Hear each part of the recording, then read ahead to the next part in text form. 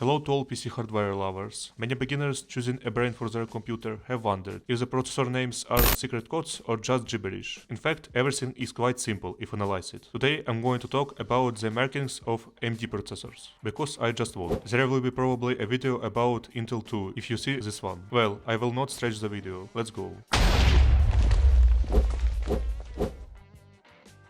First, families. This is a name in processors marking. So, AMD Ryzen is a line of processors for desktop PCs. It offers good performance for a good price. There is also Ryzens for laptops, but more about that later. By the way, all Ryzens have numbers. Everything is simple. Ryzen 3, entry-level, the cheapest and the weakest Ryzen processors. Ryzen 5, mid-range processors, suitable for any ordinary user. Games, streaming, rendering. Ryzen 7, pre-flagship, perfect for professional rendering, and for games with streams too. Ryzen 9, the flagship processors, the best in the family, the most expensive, of course. AMD Ryzen Pro, laptop solutions for business and enterprises, with many additional security features. Sometimes there are made models for desktop computers. AMD Athlon, processors for office PCs. They are extremely cheap and offer normal performance for work tasks. AMD Epic, processors for servers, not suitable for home use and too expensive. They cost as much as aircraft wing. There are also Threadrippers, but that's not so relevant anymore. Other lines like FX, Phenom, AMD are now ancient relics in the land of tech. You can find them only used, and only enthusiasts need them. So let's move on the numbers of the markings. To be honest, in the latest models, AMD have confused everything with them to the point that even I lost count. But let's take a look. The first digit is generation. First generation, second generation, and so on. The higher the number, the newer the generation and the processor itself. What can I say? Take processors from 3000 and above. Older generations are to roll. I'm telling you this as the owner of a Ryzen 5 1600. The second digit is simply a hierarchy. The larger the number, the more powerful processor among the brothers. For third Ryzens, it's 100, 200 and 300. For fifths, 400, 500 and 600. For sevenths, it's 700 and 800. And the ninths have 900 accordingly. For example, Ryzen 5 5600 is better than 5500. There are also third digits, mostly in 7th generation mobile processors. This is also another hierarchy. The more the better. Moving on to letter symbols. X indicates an overclocked version, which has a higher clock frequency and accordingly higher performance. For example, the Ryzen 5 5600 has a standard clock frequency of 3.5